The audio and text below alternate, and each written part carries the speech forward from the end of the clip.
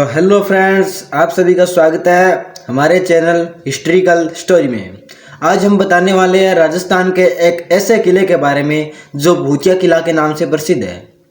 उसमें क्या सिस्टम है, क्या कुछ है उसमें, उस किले में सबसे पहले कौन गया, क्या हुआ और क्या कांड हुए जिसकी वजह से उसको भूतिया किला कहा जाने लगा। उस पर सरकार ने जो कि रात में जाने के लिए बैन क्यों लगा रखा है। ये राजस्थान में स्थित है। कहाँ पर स्थित है? ये सरसिका नामक एक जो कि अभ्यारण्य है, टाइगर रिजर्व अभ्यारण्य है, वहाँ पर स्थित है। सरसिका अलवर में स्थित है और अलवर में ये भानगढ़ किला स्थित है और यह राजस्थान का सबसे भूतिया किला के नाम से प्रसिद्ध है। इसके बारे में मैं आपको बताना चाहूँगा कि ये आज किला, ये ASI मतलब कुछ ASI एक बोर्ड है, मतलब जो कि पुलिस वालों का कुछ एरिया उच्च सरकार के अंतर्गत आता है, वो कुछ इसके अंतर्गत एरिया माना जाता है, सरकार के अंतर्गत एरिया माना जाता है, क्योंकि ये भूतिया किला के नाम से प्रसिद्ध है। इसमें माना जाता है कि भूत रहते हैं पुराने, जो कि आत्मा वगैरह भटकती है, पुराने राजा महाराजाओं की, रानियां महारानियों की, जो कि जौहर हुए थे पहले पुराने समय में। मतलब उसमें रात में जाने को बिल्कुल बैन है। जो कि रात में, उसमें कहता है कि रात में जो गया है उसमें वापस कभी नहीं लौटा है, वो जीवित आज तक नहीं लौटा है। रात में गया है जो वापस कभी नहीं लौटा है। आज की हम स्टोरी स्टार्ट करते हैं। सबसे पहले इस किले में कौन गया था, क्या घटना हुई थी, इतिहास क्या कहता है, लोक कथाएं क्या कहती है, ये 3 क्वेश्चन हैं जो कि हमारे दिमाग में भटकते रहते हैं, चलते रहते हैं। इन सभी का प्रश्नों का उत्तर हम इतिहास की यात्रा के साथ क्रमबद्ध रूप से आपको समझाते हैं। समझिए, भानगढ़ किले का निर्माण हुआ था 17वीं शताब्दी में हुआ था। इसका निर्माण जो कि 17वीं शताब्दी में होकर मानसिंह के प्रथम छोटे भाई माधोसिंह, जो कि इसके किले के निर्माण के बाद राजा बने थे, 1573 के अंदर राजा बने थे और 1614 के अंदर जो कि उनका देहांत हो गया था। मानसिंह अकबर के नवरत्नों में से एक थे। माधोसिंह उनके छोटे भाई आमेर राज्य के शक्तिशाली राजकुमारों में गिने जाते हैं। भानगढ़ का नाम किसके नाम पे पड़ा ये भी बताना चाहूँगा। भानुसिंह यानी बानसिंह, माधोसिंह के छोटे बेटे का नाम पर भानगढ़ नाम पड़ा, कि वो भानुसिंह जो कि माधोसिंह सबसे पहले जो कि शासक रहा था भानगढ़ किले का, वो माधोसिंह था और माधोसिंह का बेटा था भानुसिंह। भानुसिंह के नाम पर ही इस किले का नाम भानगढ़ पड़ा। ये सिर्फ किला नहीं बल्कि एक पूरा सिटी कॉम्प्लेक्स था, पूरे एकदम शहर टाइप था। इसमें 4 कोठरियाँ हैं, महल है, मंदिर है, बाजार है, आम जनता के मोहल्ले, प्रहरी सुरक्षा, शाही कर्मचारियों के मकान, कोठार, कुएं, बावड़ी, पानी प्रबंध आदि है। इसमें सब कुछ है। यह संपन्न शहर था जिसकी लगभग जनसंख्या 10,000 से 25,000 के मध्य मानी जाती है। जो कि अब के टाइम में यदि होता ये बहुत संपन्न बाजार होता तो इसमें लगभग तकरीबन ये महानगर के अंतर्गत आता है। इसमें 10 लाख से ऊपर जनसंख्या होती। इसे रणनीतिक स्थान इसलिए माना जाता है क्योंकि ये आमेर राज्य को मालवा और मेवात से जोड़ने वाला व्यापारिक मार्ग था। यह एक व्यापारिक मार्ग भी था। राजकुमार माधोसिंह और उनकी सेना दरबारी में कट कारीगरों की टोली को किला कोई अचानक उभरा हुआ रहस्यमय खंडर नहीं था। यह फलता फूलता राजपुताना नगर था। लेकिन प्रश्न अब उठता है, प्रश्न क्या उठता है? प्रश्न इतना उठा, इतना संपन्न नहर, जो मतलब एक इतना संपन्न बाजार, इतना संपन्न शहर जो अचानक वीरान कैसे हो गया? इसके 2 प्रमुख बातें मानी जाती है। इसकी कौन कौन सी? ऐतिहासिक और भौगोलिक कारण, लोक कथाएं और तांत्रिक श्राप की कहानी। कुछ कहानी मानी जाती है, कुछ ऐतिहासिक कारण माने जाते हैं, कुछ लोक कथा भी मानी जाती है और कुछ भौगोलिक कारण भी माने जाते हैं। भौगोलिक कारण में जैसे कि जलवायु, जल की उपलब्धता, मृदा और जैसे भूआकृति वगैरह कुछ आ जाती है भौगोलिक कारण में। लोक कथाएं, बहुत सारी लोक कथाएं हो जाती है और जो कि ऐतिहासिक कारण भी बहुत सारे हो जाते हैं। और तांत्रिक श्राप की एक कहानी है, वो बहुत कहानी खतरनाक है, वो भी मैं आपको बताऊंगा। वो बताता हूँ। भूकंप और जल स्रोत का सुना। भौगोलिक कारण बताता हूँ मैं सबसे पहले। भौगोलिक कारण यह है कि वहां पर अत्यधिक भूकंप आने लगे और जल स्रोत सभी सूख गए।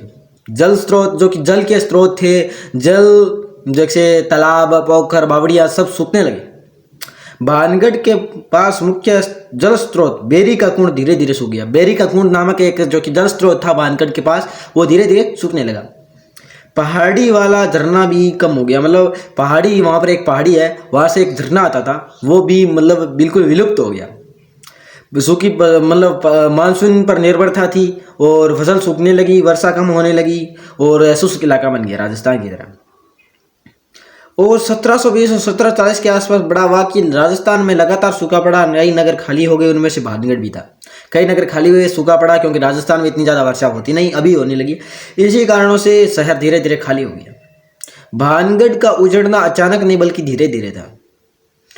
भानगढ़ का विनाश तांत्रिक का श्राप सबसे प्रसिद्ध लोक कथा। सबसे प्रसिद्ध लोक कथा एक तांत्रिक वाला श्राप था, वो बहुत प्रसिद्ध लोक कथा है, सो बताना चाहूँगा। लोक कथाओं के अनुसार भानगढ़ एक तांत्रिक श्राप के कारण उजड़ा। यह कहानी ज़्यादा इतिहास से ज़्यादा कहानी है। यह केवल हिस्ट्री नहीं कह सकते, ये कहानी कह सकते हैं, पर प्रसिद्ध है इतनी कि भानगढ़ का प्रिय बन चुकी है, भानगढ़ की पहचान बन चुकी है, भानगढ़ का प्रसिद्ध होने का कारण ये कहानी बन चुकी है। इसके नायक यानी जो कि तांत्रिक है वो है सिहाई नाथुराम गुरु। सिहाई नाथुराम कुछ गुरु है, वो तांत्रिक थे। और बालू, कहानी में इसके अलग अलग नाम मिलते हैं, तांत्रिक है इसके नाम भी अलग अलग मिलते हैं। नायिका मतलब जो कि एक राजकुमारी थी, रत्नावती, राजकुमारी रत्नावती। रत्नावती अत्यंत सुंदर मानी जाती है, उनकी प्रसिद्धि दूर दूर तक थी। तांत्रिक रत्नावती को चाहता था, वो जो कि मैंने बताया नाथुराम था, गुरु था, वो चाहता था उस राजकुमारी को। उसने जादू टोने से रत्नावती को अपने वश में करने की कोशिश की। तो उसने इत्र का जादू कर दिया रत्नावती पर। जादू मतलब जो रत्नावती था उसको उस जादू का पता चल गया। रत्नावती ने इस इत्र को पत्थर पर गिरा दिया, जो इत्र था उसको पत्थर पर गिरा दिया, उसको पता चल गया। पर तांत्रिक पीछे भागा और उसे कुचल दिया। मरते समय तांत्रिक ने भानगढ़ को श्राप दे दिया, नगर नष्ट हो जाएगा, कोई भी सुरक्षित नहीं बचेगा।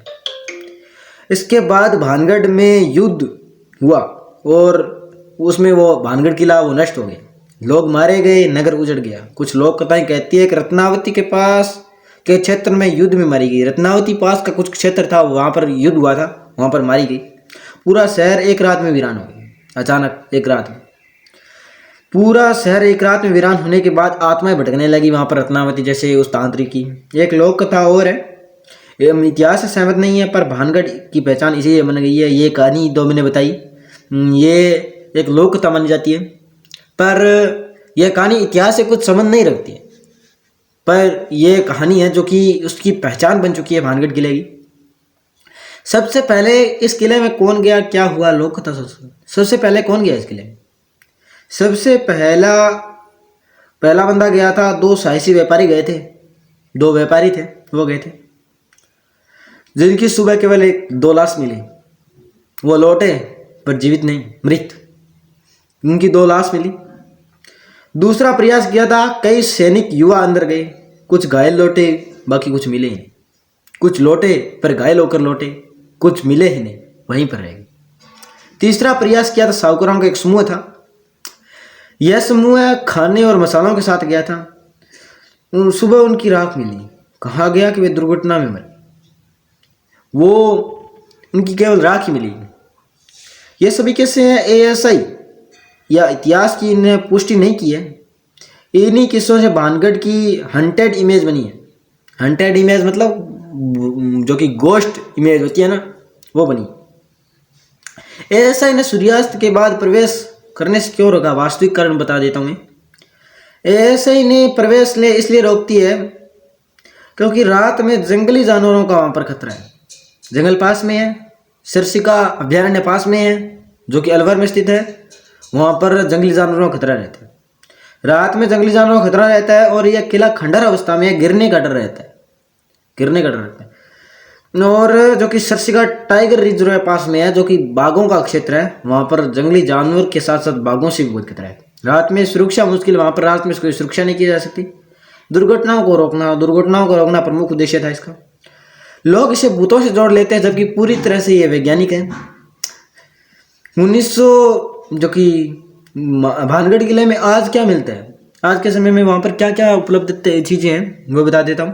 5 मंदिर है वहाँ पर, नचनी की हवेली है, पंडवाड़ी है, बाजार की टूटे दुकानों पर लंबी कतार, राजमहल के अवशेष, दीवारें, दरवाजे, पहाड़ी पर नजर देखने वाले चौकी बिंदु, छतरी। किले की बनावट राजपूताना मुगल की मिश्रित शैली है। राजपूताना जो महाराजा थे वो पहले बनाते थे, उस पर के लिए कुछ शैली है। कई विदेश ट्रेवल्स के अनुसार कुछ विदेश यात्री थे जो कि आए, वो इस भानगढ़ किले को देखा, उसके बारे में उनका क्या कहना है। किला बेहद शांत और रहस्यमय लगता है, बिल्कुल एकदम चुप्पी रहती है, अंदर घनघोर सन्नाटा रहता है, अंदर कोई भी मतलब हलचल नहीं है, बोल चाल नहीं है अंदर कुछ भी। बंदरों का झुंड और शियार जंगली जानवर दिखते हैं वहाँ पर, क्योंकि अभ्यारण्य है तो अभ्यारण्य के पास ये तो सिंपल बात है कि वहाँ पर होना ही। हवाएं की आवाज़ें गलियारों में गूंजती है, हवा जो कि चलती है ऐसे गलियारों में गूंजती है। वास्तुकला अद्भुत है, मतलब उसकी बनावट इतनी गजब की बनाई गई है, शायद आज के टाइम में कोई भी नहीं बना सकता। वैज्ञानिक नजरिया, क्या भानगढ़ में सच में हंटेड है? क्या भानगढ़ जो कि खा जाता है, किसी को दबोच लेता है? वैज्ञानिक क्या नजरिया क्या कहता है? किले की बनावट ध्वनि को प्रतिध्वनित करती है, मतलब ध्वनि आती है तो उसको दुगना करती है। पत्थरों की चरमराहट, वहाँ पर मतलब खंडर बन चुका है वो। रात में हवाओं की तेज आवाज, मतलब हवा चलती है रात में, बहुत तेज आवाज चलती है, तेज आवाज निकलती है वहाँ से। पहाड़ी गुफाओं में जानवरों की गतिविधियां, वहाँ पर जानवर हुआ वगैरह करते हैं, इसकी वजह से आवाज़ें निकालते हैं, उसकी वजह से वो हंटेड बन गया है, थोड़ा सा भूतिया लगने लगा है।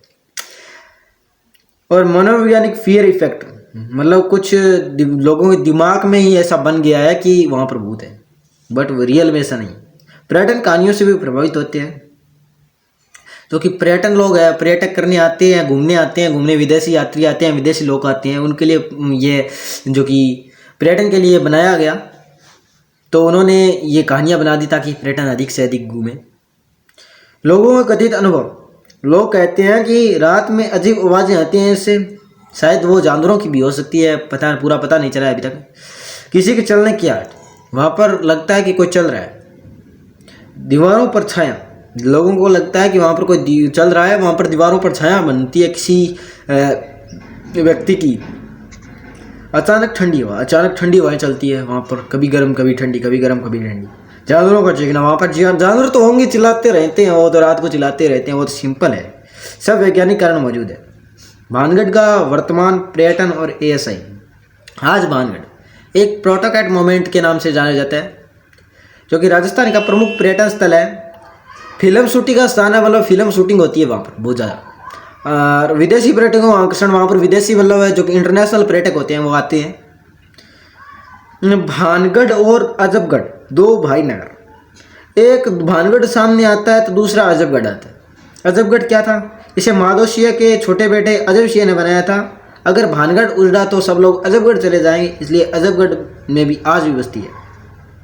मतलब अजबगढ़ जो कि उस श्राप दिया था, तो उसने सोचा कि यदि भानगढ़ उजड़ गया तो अजबगढ़ बनाया जाए, जिससे मैं भानगढ़ अगर उजड़ गया तो भानगढ़ के लोग जो अजबगढ़ में चले जाए। निष्कर्ष और सत्य क्या है? इतिहास प्लस विज्ञान कहते हैं भानगढ़ का पानी में कमी, राजनीतिक अस्थिरता से उजड़ा ये भानगढ़ किला। लोक कथाएं और श्राप की कहानियों बढ़ाती रही। ASI द्वारा रात में प्रवेश रोकना इसकी मिस्ट्री को बताता है। किला वास्तव में वास्तुकला और इतिहास का अद्भुत नमूना है। तो ये थी भानगढ़ किले का इतिहास, भानगढ़ किले की मतलब हिस्ट्री। भानगढ़ किले का निर्माण सबसे पहले कौन गया था, कौन राजा बना था सबसे पहले, कौन, क्या रत्नावती, क्या कुछ तांत्रिक कहानी क्या कुछ थी। सो ये कहानी थी आज के भानगढ़ किले की, जो कि भूतिया किले के नाम से जाना जाता है। राजस्थान के अलवर जिले में स्थित है। आप भी कभी भ्रमण करना, आप भी कभी टूर करना, जो कि आप भी देखना। सो आज की कहानी आप यहीं पर ख़त्म करते हैं, चलते हैं। सो जय हिंद, जय भारत। अगली कहानी में जल्दी मिलते हैं।